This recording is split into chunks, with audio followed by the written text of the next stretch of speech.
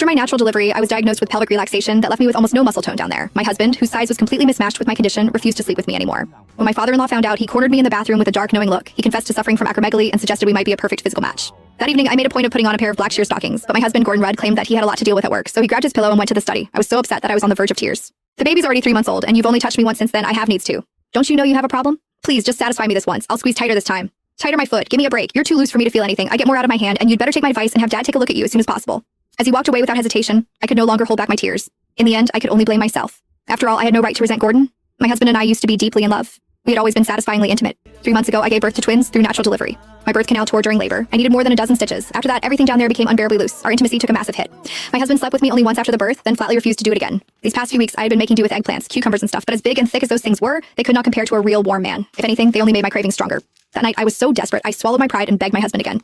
However, not only did he refuse me outright, he once again told me to find time to see his father for treatment as soon as possible. My father-in-law, Mark Rudd, was a gynecology specialist at a top-tier local hospital. He was incredibly skilled. People even called him a miracle worker in gynecology. He was my father-in-law, after all. How could I, as his daughter-in-law, possibly go to him with a problem like that? Even though Mark was nearly 50, he was strikingly handsome. He always wore a pair of gold-rimmed glasses that made him look refined and scholarly. He kept himself in excellent shape, too. His body was firm and muscular, radiating a kind of mature masculine charm. Ever since Gordon stopped touching me, I had fantasized about Mark more than once. If he were really the one examining me for that condition, I would probably lose control and humiliate myself beyond belief.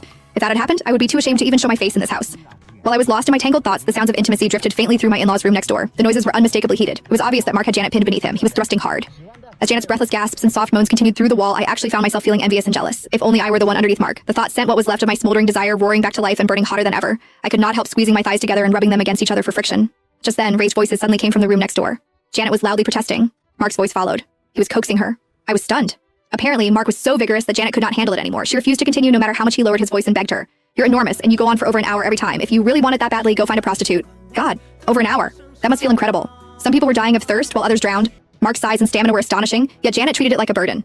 Meanwhile, I was empty and aching with need, yet Gordon would rather take care of himself than touch me even once. The world really was not fair. With a sigh, I climbed out of bed and padded miserably to the guest bathroom in the living room. Standing in front of the mirror, I looked at myself. My skin was fair and smooth. I had a body with curves that turned heads. Anyone who saw me would call me a beauty. Yet, despite my perfect appearance, my husband paid no attention. I was left to rely on myself. I stood in front of the mirror, lifted one leg, and bit my lip. I started pleasuring myself. When Janet had suggested that Mark find a prostitute, I wished I could just rush in and tell him not to bother looking and that he should just come to me. I was cleaner than a prostitute. More importantly, I needed it much more than they did. I thought, God, what am I thinking? He's my father-in-law. The more I tried to stop myself, the more those thoughts kept creeping in. Without realizing it, I even started to whisper, Mark, harder, do it harder. The forbidden thrill and the madness of it all made me feel more aroused than ever. I got carried away as my hand moved faster and harder. I did not even realize how loud my moans had become. The bathroom door gently creaked open. I was so horrified I felt the color drain from my face. I immediately stopped and opened my eyes. I tried to clamp my mouth shut, but a desperate moan still slipped out before I could stop it. Our eyes locked. I wished I could just disappear right there on the spot. The person standing in the doorway was not anyone else. It was Mark. When I saw the way Mark's gaze darkened, I realized my nightgown was around my ankles. I had moaned so loudly just now. He must have heard everything from outside the door.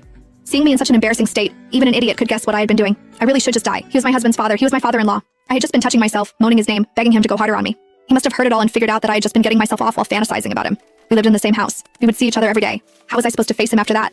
He would think I was nothing but a cheap, desperate woman lusting after her own father-in-law. Panicking, I quickly pulled my nightgown up to cover myself and hide the mess I had made.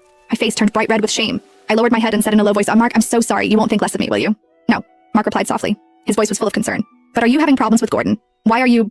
Thankfully, he did not mention me moaning his name. Whether he really had not heard or was pretending not to, I could not tell. I was stammering with my face still flushed. Beads of sweat were beginning to form on my forehead. Just thinking of the way Gordon had looked at me, the torment of those nights made me want to just spill everything and ask Mark for help. However, no matter how badly I wanted to tell him, the words would not come. Tell me what's going on. Maybe I can help. He walked closer and gently patted my shoulder. He looked at me with such warmth and told me not to be afraid. His steady, mature presence and reassuring calm suddenly gave me the courage I had been lacking. Finally, I lowered my head in embarrassment. My face was burning as I spoke in a voice barely above a whisper, stammering as I confessed my shameful problem to him. He seemed a little surprised. He said the birthing muscles had a strong ability to contract. Usually, even after a tear in stitches, it could recover. He said what I was describing was extremely rare. Here's what we'll do. Let me take a look and see exactly what's going on. I blinked, thinking I had misunderstood him. I had mustered the courage to share my condition with him under his encouragement, but to show him down there was a line I could not cross. Noticing my hesitation, he reassured me with patience. It's completely normal to feel embarrassed. I know I'm a man and I'm Gordon's father, but I'm a doctor, a gynecologist.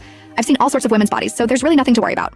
When I still hesitated, he added, look, since you're feeling shy about it, I'll help you. Before I could protest, he lifted me and sat me on the sink. Before I even had time to react, he had already pulled my skirt up with a swift motion. I realized that my panties were long gone. At that moment, I was completely exposed without any cover.